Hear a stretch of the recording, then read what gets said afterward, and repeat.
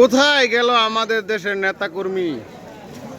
পরপর 2 দিন যাবৎ ঠিক এই জায়গাটাতেই কিন্তু এই যে অটো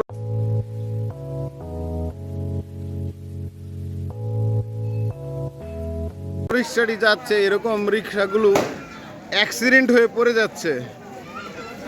আর আমাদের সেই নেতাকর্মীরা কোথায়? আজকে ঈদ চলে যাচ্ছে, ঈদ শেষের দিকে কোনো পাঞ্জাবি নাই, কোনো কিছু নাই,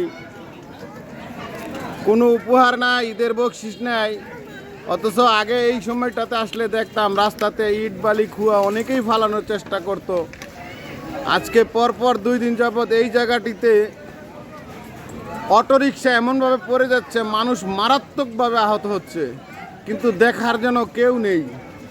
এই হচ্ছে বর্তমান দেশের অবস্থা। নেতা শূন্য থাকলে যা হয় আর কি, সেটাই আমরা দেখতে পাচ্ছি। জানি না কারো চোখে পড়বে কিনা কোনো নেতাকর্মীর,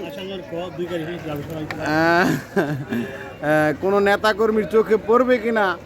সাধারণ যারা মানুষ চলাফেরা করে, অটোরিকশা যারা যাতায়াত করে, তাদের এই অসহায়ত্বটা, এই যে এইখানে আসলে পরে গাড়ি পড়ে যায়, উল্টে মানুষ ব্যথা পায়, এটা দূর হবে কিনা। কোনো নেতাকর্মীর চোখে পড়ুক, অথচ আগে কিন্তু এই জিনিসটা একটু হলেই কোনো না কোনো ওয়ার্ড হোক আর নেতাকর্মী হোক আর কাউন্সিলর হোক, তারা কিন্তু তাদের দৃষ্টিপাত দিতেন, দেখতেন। কিন্তু আজকে এমন একটা সিচুয়েশন তৈরি হয়েছে, কেউ যেন কোনো কিছু দেখার নেই। এই হচ্ছে বর্তমান আমাদের অবস্থা।